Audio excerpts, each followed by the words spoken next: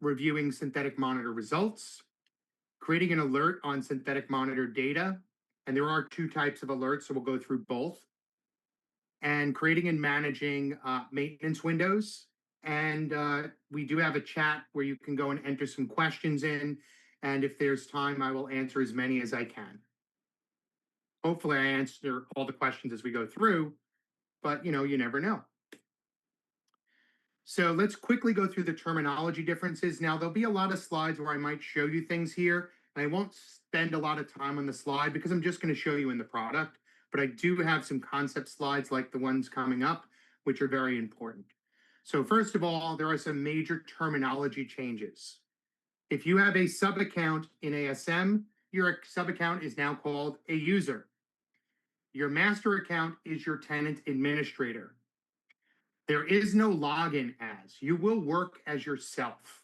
We will audit things as you, and you will be granted rights that you need to perform specific tasks based upon what we call a role or based upon your data access. So you don't have to remember to become anyone or specific or log in as that person. You will just work as yourself.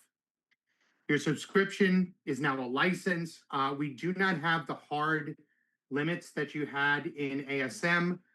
Your licensing is interchangeable. If you've got 1,000 2-minute HTTP monitors, you'd have a certain amount of Selenium, WebDriver, real user monitors, real browser monitors. So, there's this kind of pooling system, and that will all be handled by your subject matter experts and your licensing contact. Your folders have now been renamed. They are called synthetic groups. This is the biggest change from ASM to DxO2 is a terminology thing you have to get in your head. During the migration, we will take the folders. We will also create what are called services or business services in DxO2. That's important because business services can be used for your administrator to assign rights to access data, to access components. And you will also, in most cases, use the services as a way to put large sections of your environment into maintenance mode so that your alarms don't start going off when the system's down for maintenance. You can still do them by monitor, but it is also a lot easier to do them by service or by what was a folder that has been assigned to a service or created as a service. We also create what are called service-based universes, which is something that is used for data data hiding, as well as just allowing you to segregate your data to simplify your UI. And I'll talk a little bit about the different types of universes and what they do a little bit later in the concepts. So post-migration, your services and your universes will be created by your administrator or your power users. So there will be, after the initial point, synthetic groups will actually deviate and you get a bit more flexibility in how to set up your environment. So creating and modifying a synthetic monitor is very similar to ASM, except we've sort of made a very clear distinction between consuming the data and actually editing the monitor configurations, though you can still test your monitors, things like that. But it's now in the settings area, and I'll show you that in a live demo in a minute. In DxO2, in order to find tiles, as we call them in settings, if I'm looking for synthetics or if I'm looking for alerts, there's a search bar in the upper right-hand corner. You can type in partial text. It searches the name of the area or the description. Makes it very easy to find. It shows you all the tiles. And you can even go in and highlight this little star when it appears, and it puts it right to the top as a favorite. I'll show you that as well in the live. Very straightforward. Menu on the left, click settings, and then we can go and start where we modify things in our synthetic inventory. Very straightforward. It's a little bit easier to see physically. So what I'm going to do here is hop over to a DxO2 environment. Now I'm actually logged in. I'm going to log out just so you can see how things change a little bit. So I'm going to log out. So when you log into DxO2, generally you'll either have a bookmark which has your tenant name, which is no longer an email address, it's an actual tenant name. So in my case, it's called tenant 2 in this dev environment. We sign into tenant 2, and then I sign with my username and password. Username does not have to be an email address. This is all decided by your administrator. And it is also could be your SAML information as well with single sign-on, and it'll log you right in and then give you your user group info. So I'm going to go in as my user here, TA admin, log in, and now I'm in DxO2. Now I can assign my landing page. The first time you log in, you get this welcome page. I can simply go over to synthetics and I can assign things as my landing page. I can also open it in a new window. There's a lot of different things I can do. So first thing I'm going to do, and this is sometimes a nice little neat trick, and I'll go through how this new screen works in a second, but I like to go to metrics traces by agent, click over here, and just click on anything that says like uptime percentage creates a graph. Real simple. It'll be a lot easier for you to understand when we actually go through the screen, how to find that. And then I can go over to synthetics and I can click open in a new tab and go to my overview tab, my overview page, which is essentially the landing page from ASM. Now, the reason why I did this is trended metrics. It'll actually keep my session alive. I'm going to demo with you guys. I might jump out and jump back in, and I might go 5 minutes, 10 minutes without clicking on a screen. And I didn't want it to time out. So that's a neat little trick. So first things first, this is your overview page. Very straightforward. We will go through this in a minute, but we are going to now settings. You'll notice I have my favorites here, synthetics inventory, synthetics access control, right? You'll see just as we had in our little piece here, I'm in settings. I've got my little ones on top because of that. If I go over here, I type synthetics and type a partial, you'll see that I have synthetics inventory and synthetics access control. If I want to make sure this is up here, so I always have it in my favorites, I can do that. And look, it's right on top. Very simple, very straightforward. You may not have all these tiles in your available options. This is assigned by the administrator and your role in the system. We went through last week how the administrator can remove access to specific areas or specific screens in your left menu, as well as in your settings. So synthetics inventory is where we would go to manage our monitors. Now, the first thing you're going to say is, hey, where are my folders? Remember I said folders become synthetic groups, and there's two ways to do this. If you like the way ASM looked, you can simply go down and say view by group, or it might say synthetic group here as well, because I believe we're going to change that for the next update. Here are my synthetic groups, just like we had in ASM. Now, maybe I have a lot of groups and I only really want to work on a specific set of groups, or I want to do things where I am doing multi-select. And that is something powerful now that you can do where I could pick multiple monitors and I can edit specific things about those monitors, change where they're running, change their interval, add tags. I can do different things. And we will be expanding this capability over time to do additional, when we have similar monitors, additional features and additional fields. So, you can edit and you can change different things. So that is a new feature, multi-select. It was something we've been asked for a while. We couldn't add it to ASM, but we can easily do it now in DxO2. And then we can expand to add things like updating certificates or user IDs, and that is coming, just not for our initial release of DxO2 synthetics. Now you'll notice everything here is laid out in a table. Why? Because I can edit at the table level. If I have something simple like a web monitor, I can just edit it right here. I don't have to open it up and go through all the configuration. I can do it here. Or if I'm creating a bunch of monitors, I can go out and I can create a new monitor by just adding a line in the table. If it's a bunch of target URLs, it's real fast, or DNS to just enter them here. I don't have to do anything big. I can download or even upload a JMeter script from here as well.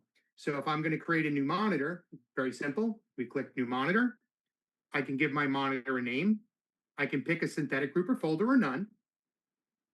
I can give it a target URL. I can choose any of the available monitor types, just like we had in ASM, though you'll notice HTTP and HTTPS are combined. They're not separate monitors as they used to be. I can choose my locations. I can choose my schedule. I can add tags, and I can make it inactive or active. When I add it, I can actually execute a test the script from here. Now, if I wanted to edit in line here, if I want to edit the entire, everything you had previously in ASM is here. Here's our advanced parameters. Everything is laid out, though, to avoid you having to scroll up and down as you did in ASM. It's all structured, and every single monitor type is nearly identical with just the additional functions, because all built on a standardized framework now. So if we want to go out and we want to make, add custom request data, add a custom header as we've done here, very easy to do. All of that is there. Add my tags, change my monitoring locations. Very straightforward, works just like it. I can hit test here, or I can hit test back previously. And I'm going to cancel this for a second. And I can go out and I can hit test right now. I'm running the test. Here's my results. I can view the waterfall. I could, click on the URL to open it. I can see all my information, just like ASM, but it's now structured a little bit differently in a more modern UI. But it is everything you had before is there in the same kind of area. It's just you might have a click instead of a scroll. You can download, your HAR. Everything is right here. If I wanted to go and execute a, let's say, a full page monitor, I can execute that. It takes a little longer because it's a full page monitor. And when I get the results of that, I can actually also now see the screenshots and everything that's there as well. So let's give this a minute to run. And just check someone has something in the chat. There are two questions I'm actually going to answer here as well. So there's a question about what I mentioned earlier, accounts, user accounts and sub accounts. Everything is audited, so your administrator knows who you are. I may have actually picked a URL that doesn't exist because this is a test environment. Let me actually go out and see if I can find one that does. Let's view by our group. Let's go to the APIs and see, I believe, yeah, of course, that one doesn't has a comma. Let's try this JMeter script. See if it runs. Yep, so we have our JMeter script, we have our stages, we can download it. And let me go out and pick a script that I know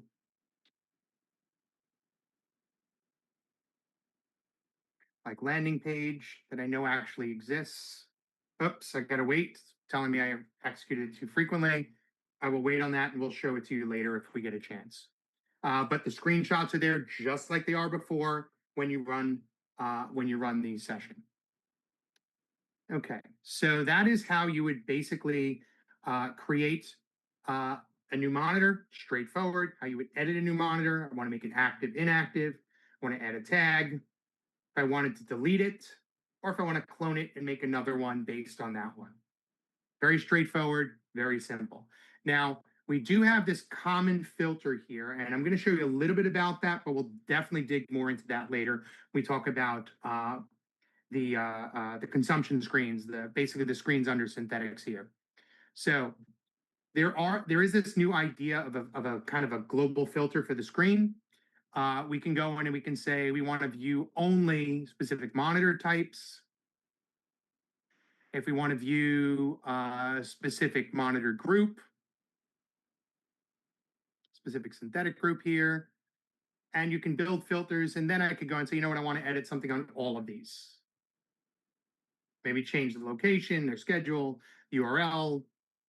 Very straightforward. Edit attributes, and we can go change those. So that filter concept carries through all of the synthetic screens now.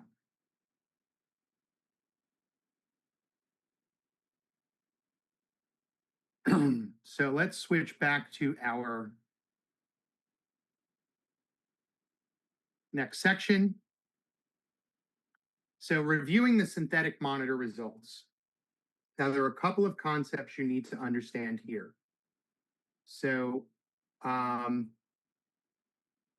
let's see, give me 1 second and let's hop in. Okay. So in DxO2, there is this concept of universes, and there's a concept of roles. Universes, I mentioned a little bit earlier, is a way that a user or a group of users is assigned access control for viewing data or editing certain types of alerts and monitor and configurations. So when you think of universe, think of it as kind of a giant data access filter. And if you can't access the data, you can't really use it for an alert, right, or an alarm. So just keep that in mind. Users will only see the universes assigned to them. So if someone says to you, hey, it's, just change to the such and such, the foo universe, and you don't see foo universe, it means you don't have access to that universe.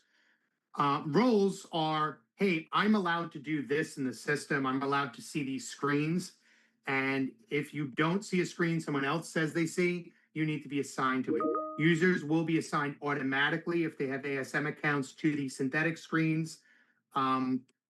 So that at least will be there, but you may not have access to, depending upon your role in ASM, you may not have access to see, for example, configuring alarms or maintenance windows. So there are two types of universes, what we call the APM universe, which is a universe that is based mostly on metrics and trended data. And there's a service-based universe, which is basically controls object access and then the data that object has, the metrics and other data it has.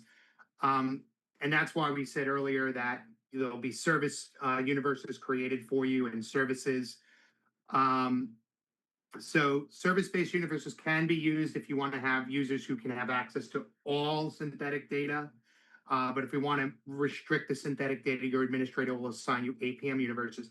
And you may see both listed in your universe selection, which I'll go over in a minute, in the actual live demo.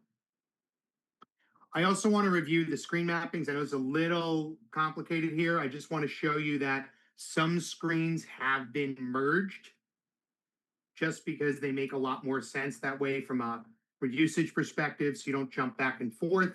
Some areas have been sort of renamed a little bit, but the big thing to understand is reports. Reports comes from our dashboarding component in DxO2. That will be covered in the next training class in 2 weeks. And alerts are covered under alerts on the platform and alarms in the platform. Exporting logs and logs is now just under logs. Kind of simplifies that. But the rest, very analogous. And we're going to go through those in a minute. But two key concepts.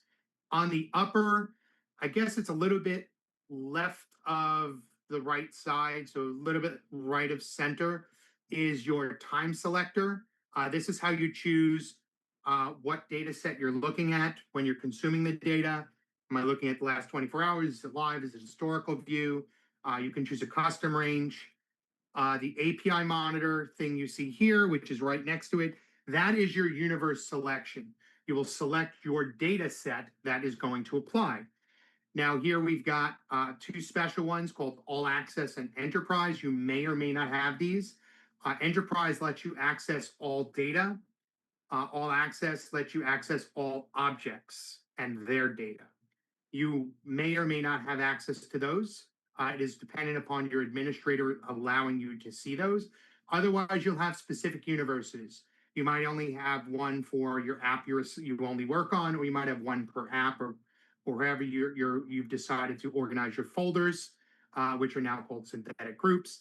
And in this case, we have the API monitors that was created to restrict access that analogous or matches my synthetic group or folder, and then some additional ones that were there as well. Your application is also a special one, and that has to do with APM. If you're an APM user, you'll understand it. If you're a synthetic user, you'll see it most likely, but it won't have anything applicable to you. Also, the filters, I kind of give you a tease of that, but you can lens or focus any DxO2 user screen by setting a filter on the monitor attributes. Sometimes you'll see them listed here in the synthetic screens. On some of the more generic or non-synthetic screens that you might see it listed under custom if you don't see it there. And then you'll see under custom something like synthetic group or location name, that kind of a stuff. Once you have it, you can partially search if you have a long list of synthetic groups, and then you can choose which ones you want to include in your filter. You can always clear your filter. There are also some quick filter options. As you're going through this, you can click on, if you mouse over an item in a table, if a plus symbol appears to the right, you can click on that and it will create a quick filter. We will talk about the overview screen live, the performance chart plus. I don't have in this environment. We will show that in a future training, but it is just about done. It's just in some QAing work. So we will have that for our next training class available. Graphs should look identical, and I'll show you this all live. Same thing with current status and logs. So looking at that, we're going to go hop on in a second to a live demo, but I did show you a little bit of this synthetic, trended metrics. So if you want to see your data trended over time or compare data trends over time, you do have this metrics traces by agent, which lets you access all the metrics in the system that you have rights to. You do have the universe selection on the top, which is not in this screenshot, but it's above in the title bar.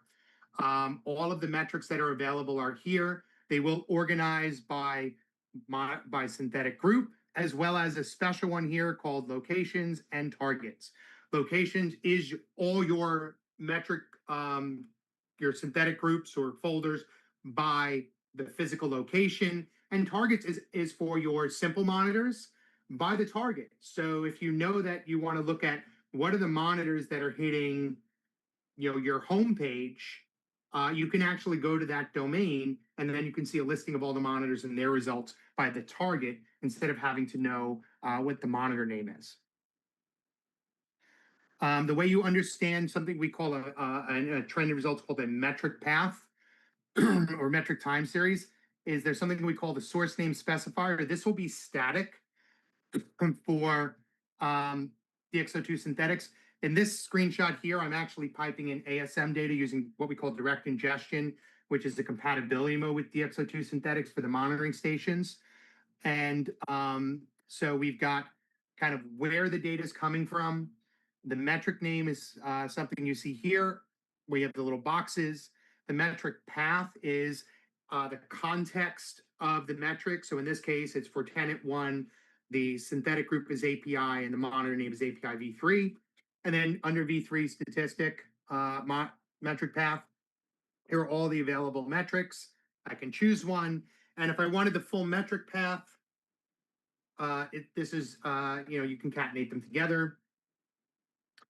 And this is how we can create groups of metrics for alarms. It'll become much easier. There's a simple way where you right mouse click on alarm, where you can kind of get creative with regular expressions and changing the definition. So this is useful to understand that. We can also view our metrics by the objects that that are created for them. So for example, synthetic location, there's an object that represents Los Angeles, the pop that's there. And I can go in and I can view the overall performance of the monitors in that pop, their uptime. I can also view that by the individual monitors running underneath by the monitor group. We also have, you can go to the individual monitors, which obviously have their own representation. the stages if you're doing JMeter, and the target, which I kind of mentioned earlier, but you can view it from here. So to hop out into a quick live demo to show you, if we go into our DxO2, we've got the left menu here. Here is overview. I can set my filter. Now, first things first. This is a quick view of Performance Chart Plus, but only the last 60 minutes. We brought this in, makes it nice and easy and quick for me to go see what's going on. And then obviously we have Performance Chart Plus, which is this view maximized with some additional drill ins and a time scale that matches whatever my time range is here. Now I'm going to change my universe to the API monitors, which in this case has access to everything. And I'm going to go add some filters. So first things first, I can look at specific monitor information here and see the status of the run. I can see my recent checks. I can go over and open performance chart or open logs from here. I only have one data point here. It's because it's we only have Los Angeles, so I don't really have anything that's visible on the graph without zooming in. But here's a tableized version by geography. If I go out and I add a filter, we've mentioned those earlier, I'm going to look specifically at the synthetic group API. I will add, and now all my graphs have been filtered down and all my tables have been filtered. If I want to add an additional, let's say I want to just look at the HTTPS scripts, here's a quick link. I can now add that quickly. I didn't have to go up and do a complicated change here, and so forth. And I can clear the filter as well. Very straightforward, find a monitor, it kind of makes sense. We do have low contrast mode if you're colorblind. You can sort any column. You can actually add a filter by column where you can filter the columns, but it doesn't actually affect the graphs above. So if you just needed to quickly look something up. Okay, so next step, we have graphs. Should look identical to ASM, other than it being a little more modern. Filters work the same. I want to go out and filter to a specific monitor.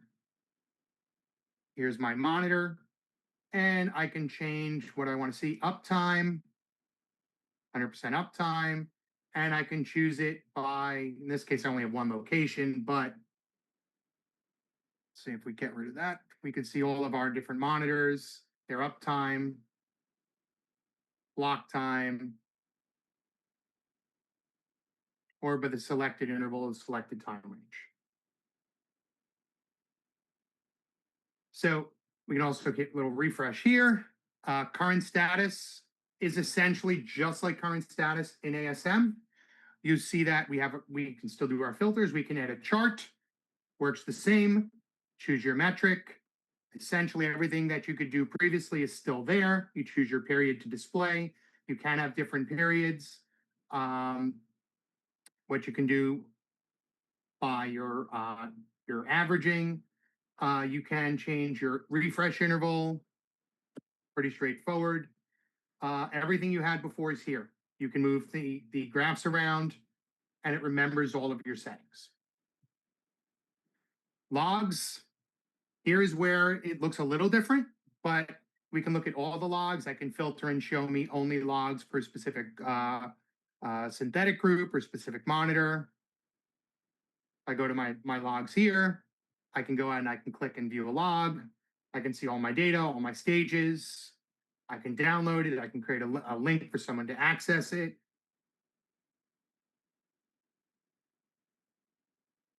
If I look at something like the landing page, I can see my screenshots. See, I said I'd show you screenshots. It's all straightforward.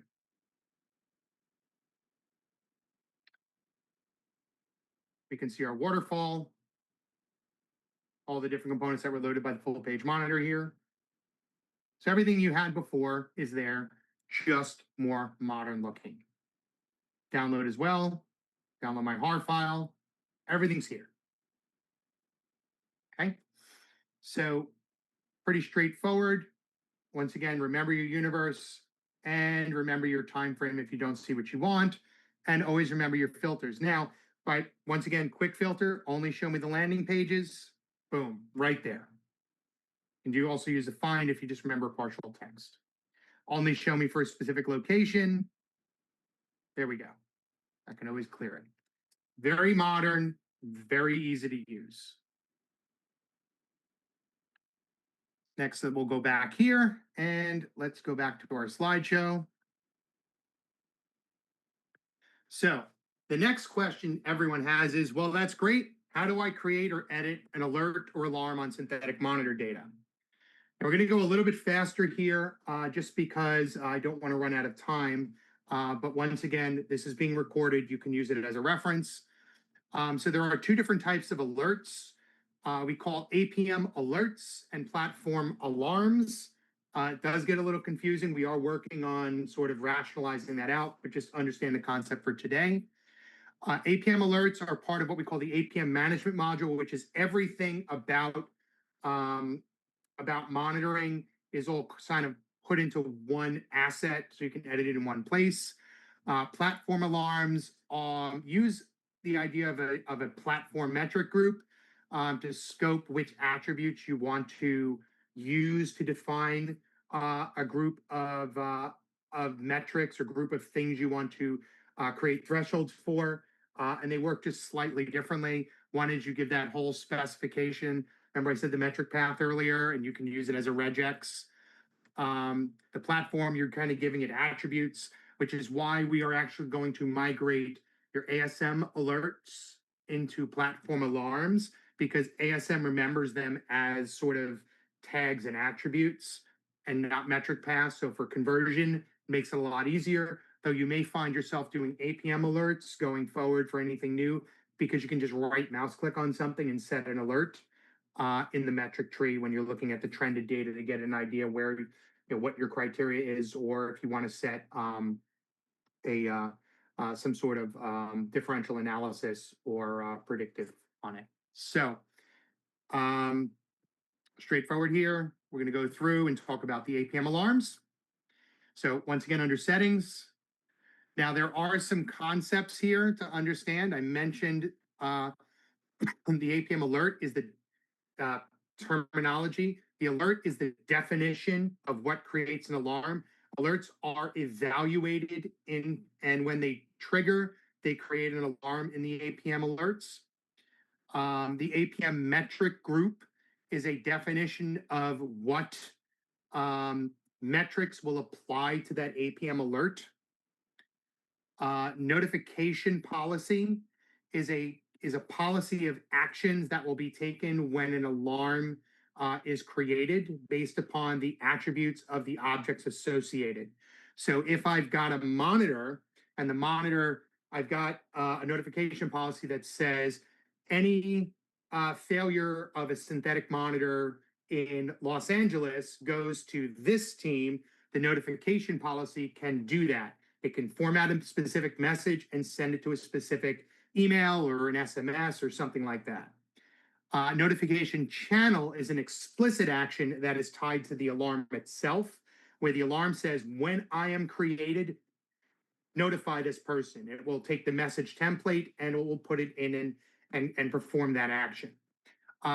Also, both notification policies and notification channels will add the alarm information to the alarm queue so it is available for your operations people or any integration with a ticketing system like ServiceNow. Message templates, I think I sort of said this, but they are a structure to format attributes of the alarm into a human readable format for an email or something very tight and short for an SMS, for example. Let's create a simple alarm. Really simple. Right mouse click on the metric in the trends. So you locate what you're trying to find in the trends, and you right mouse click, and it will take you into creating a management module or selecting one, and we'll go through that. Okay. But if we're going to manually create them, we go to management modules. We either choose an existing management module or we choose to create a new one. Your universe is very important here. You will pick an APM universe that gives you scope to the data you're looking at, that has access to those metrics, or you will not be able to create an alarm on them, or an alert, I should say. So hopping out real quick into a live demo.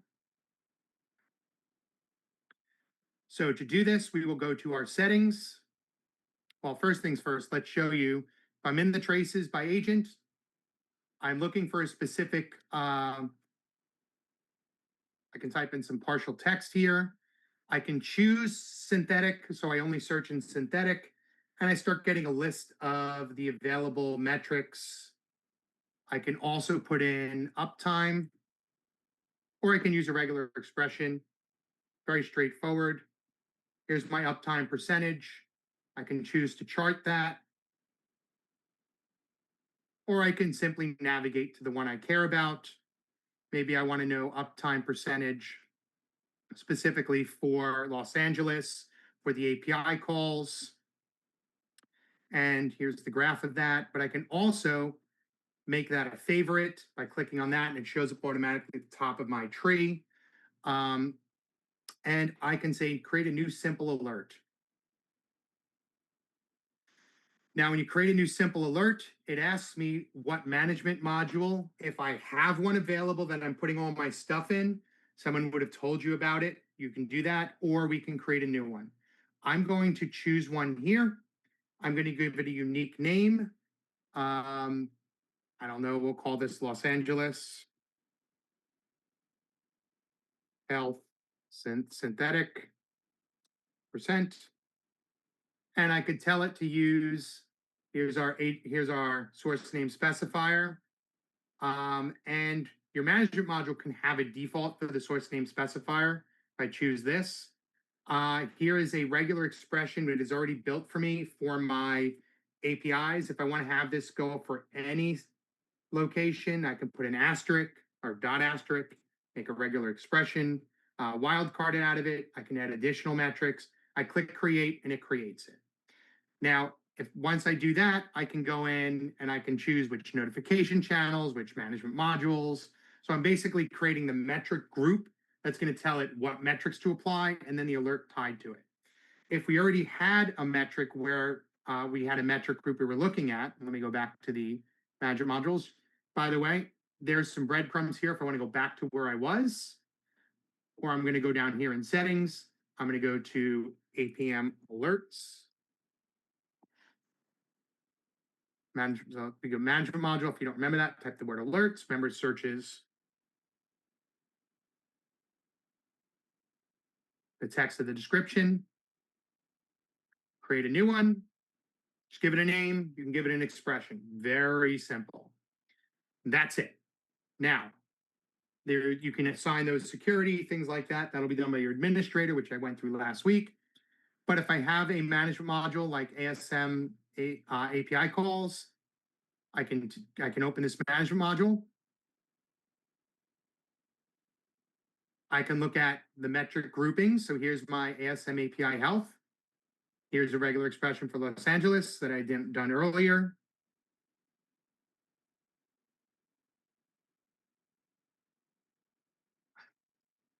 Oops, cancel this for a second.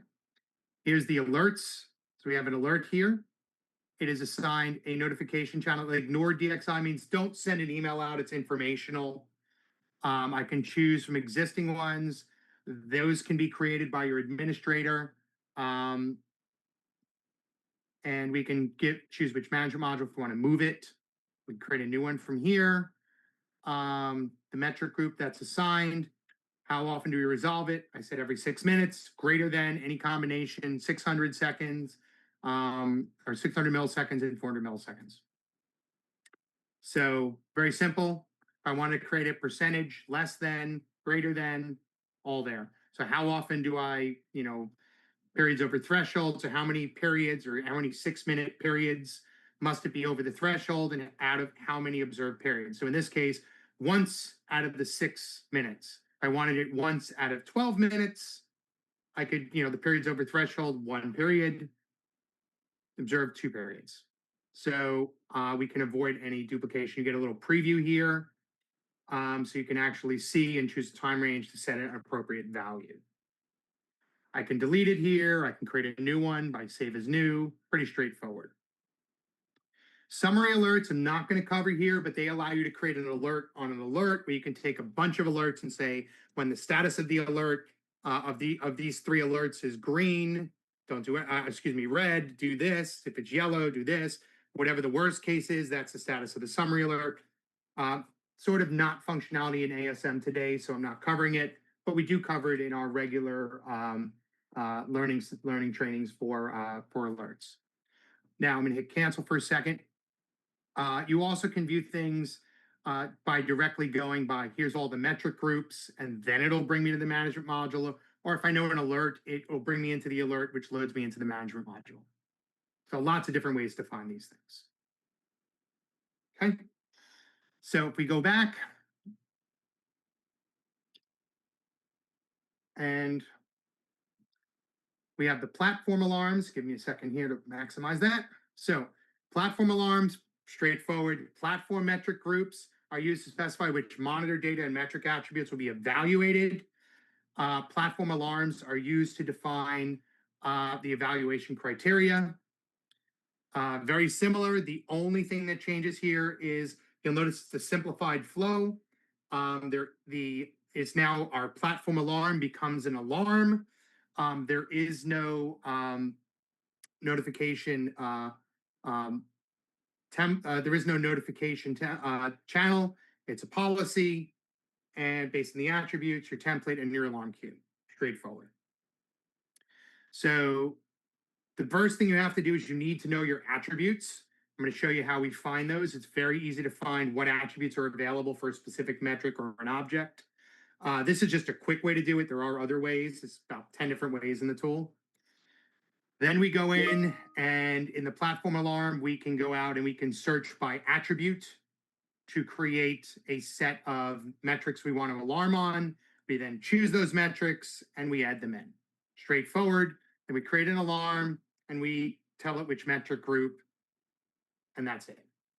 So, example of that, when we're in our metric traces by agent, if I want to know, for example, for the same one we said earlier, if I click on this little attribute piece here, when I have a metric selected or a folder, which would give me then all the metrics underneath, I have my location ID, location name, folder, path, because this is ASM, it would be synthetic group in DXO2.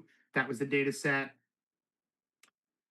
The metric name is uptime, and it was created with this user ID. Now, knowing that ASM folder name is what I'm really looking for, I could then go in, and now just like you saw, let me clear this filter out here, just like you saw me do in his little screenshots, I found it there. I can go to my platform alarm, where I first have to create a metric group, and then I have to go to the alarm. So we go to metric group. You'll see there the APM management modules get picked up too, but we actually want this one. Here's my metric group. I had already done this. If you create a new one, you just click on it, and we choose, which management module. And we can then add filters so we don't see everything in the system. You see there's 500 plus entries here. I'm going to actually say I want a custom and ASM folder name. You can cut and paste that from the previous screen. You do have to manually enter this. It is not a drop down, and you can put in a name like I put in Los Angeles, and you start building up your folder structure. Now, what I'm going to do here is I probably have a typo here, which is why I don't see it all. So I'm going to go out to the one I already created, but that's really all it is. So the one I created here, if I go here and I click on the edit, I created a regular expression. So what's the source? Kind of a good practice to tell it your source is that. The metric name is almost kind of required because percentages are not the same as response times. So you add a metric name. So it's almost always add your metric name, add your source, attributes. And then you can add a folder name, which is that attribute I had to cut and paste, and location name. in the case of this. And now I've created it. All of these are now part of what I'm looking at. I could filter further. I could choose to like take a quick look at them. But whatever's displayed here is what it will operate against. Very straightforward. Okay. Then I go back, use my breadcrumbs to settings. I want alarms. Pretty straightforward. We click alarms. And now I can create a new alarm, just fill it out, give it a name, a description, the management module, synthetic management module, where you should pull from, or the metric group. You'll notice though, here management module is not required. So alarms can actually kind of, and metric groups can kind of sit external to alarms, where in APM ones, they are owned by the alarms. That's why APM, while a little more constrained, everything is in one place, where a platform, there's a separate tile for alarms and a separate tile for metric groups, and a separate tile for the management module. So we'll pick our little group here. This is the data we're going to work against. We can preview our data. This is uptime. So I can say it is less than. My critical is 95. My major is 99. And I can now go out and I can, see my preview. I could look at it for the past day or the past week. I save that. It will be evaluated the next interval. And now my alarm is set. You'll notice I don't have a place to say what I want to do, but I can force it into a notification policy if I had one configured. Okay. Or it can come out of a global notification policy. Okay. So now we're sort of a little bit coming close to time. So I'm going to hop back here and we will review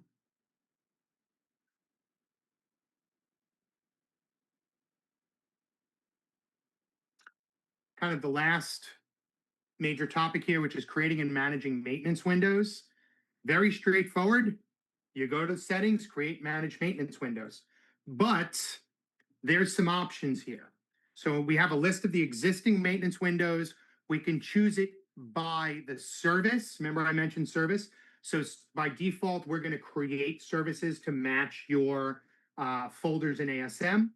Your subject matter experts or power users or administrator can create additional services, or you can choose them by the entity and you can add filters so you can find things. So I can add a filter to say, show me only the monitors in my specific folder, or as we call them, synthetic groups. And then you can choose all of those to be participating in the actual maintenance window, or you can do kind of the long way, which is choose the individual alarms to have it ignore. It's all your choice. And we're just going to kind of hop in and show you. And then we'll see if we can get any questions that we have not answered.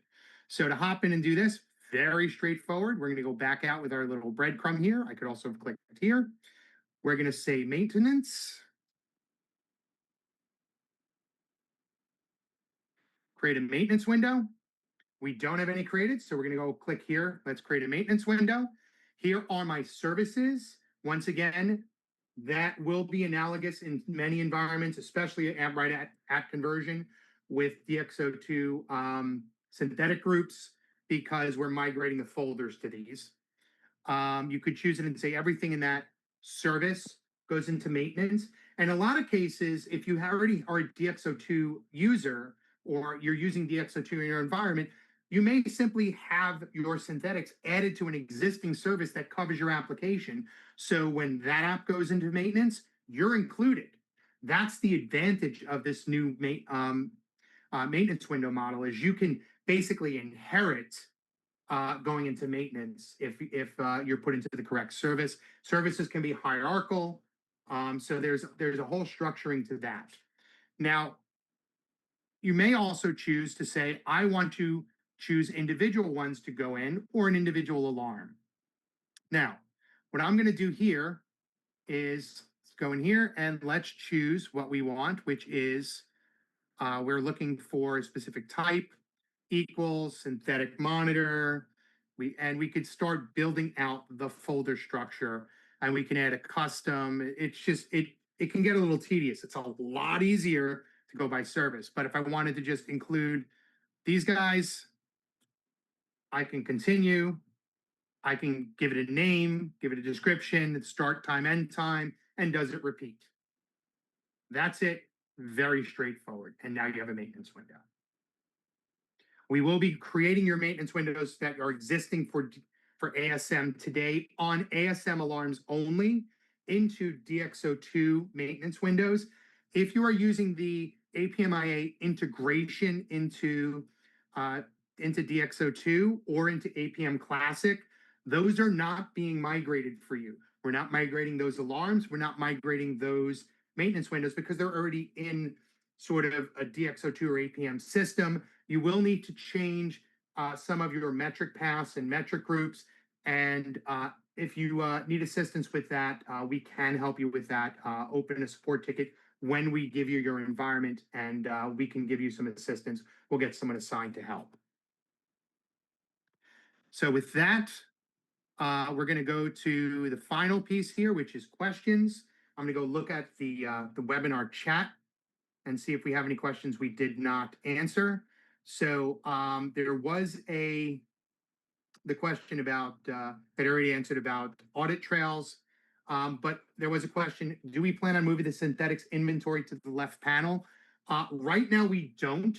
We want to keep that under settings because it is something it is a settings where you're managing things, and we're trying to stick to the DXO2 standards. That could change based upon feedback as we are working through things, but we're trying to kind of have it in one place and have it sort of managing monitors is under settings. Someone said they have two DXO2 26.1 on-prem. So, okay.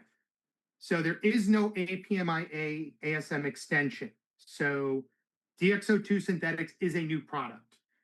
We will have a way for you to pull data from the SaaS DXO2, which you will be assigned a DXO2 tenant if you have an ASM tenant, which I covered in the basics training. There are various different ways to bring the data down. There's something called the OI gateway, I believe. Sometimes I call it the connector. It's not the connector. The connector actually goes the other way. But the gateway, which can pull data down.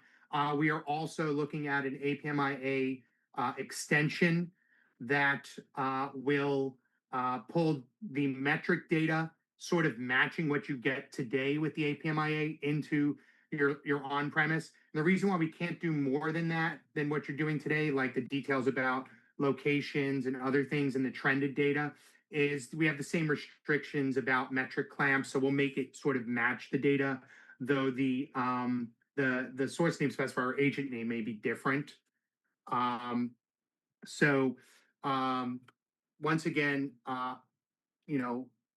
just stay tuned for that. Someone asked about 8 ASM APIs. We did cover that in the administrator training. There is a new Swagger. We will have those documentation available. If we have not contacted you or someone on your team yet, please open a ticket with support if you are using the APIs, and they will connect you with myself or with one of our team that will help you by providing a copy of the new APIs and also helping you understand the process and what's changed. Most of the APIs are similar, but there's slight changes because authentication is different. You have a new token system. And also pulling metrics is now through a standardized trended API. But things like pulling HAR files, managing scripts, monitors, it's similar with some changes because we now have some additional capabilities. Someone asked me to repeat what is not getting migrated. So what is not getting migrated is if you are using APM or DXO2 alarms on the APMIA data, that's not being migrated. It's not in the ASM system. If you are using DX SaaS today, it's not that difficult to make a copy of your management module and modify some of the attributes I should say, the fields on that management module to make it work with the new data set. Um, it'll be the same granularity. You just won't have any a new functionality there, but you can always go out and create new alarms or new alerts on location data and other things. If you are on premise, DX DXO2 Synthetics is a SaaS solution. There are various different ways to bring the data to your local environment. It will be no better than what you get today with the APMIA integration because we still have the same restrictions on the metric clamps that you have today. So, um, and also, for those of you looking for the previous recordings, you can always check the location. First of all, the links for training are always available on the announcements site, and those announcements and the links to any published training, as well as the links to the new trainings, are when you're in ASM, when you log in, you will see a notification on top about the migration, and another one is about training and recordings. If you have closed those, you can clear your cookies and they will appear again. Just highlight the link, right mouse click, hit open, or cut and paste it into your browser, and you will be able to see the notification document that has all the links and all the details. It even says the last time it was updated as well. So if we've updated it with additional information. So that is where you can find all the recordings. And I think that is also the last question. So thank you everyone for attending. And we will get the recordings out. It takes about a week to process them because we have to do some audio work and clean up some of the video. So thank you and have a great day.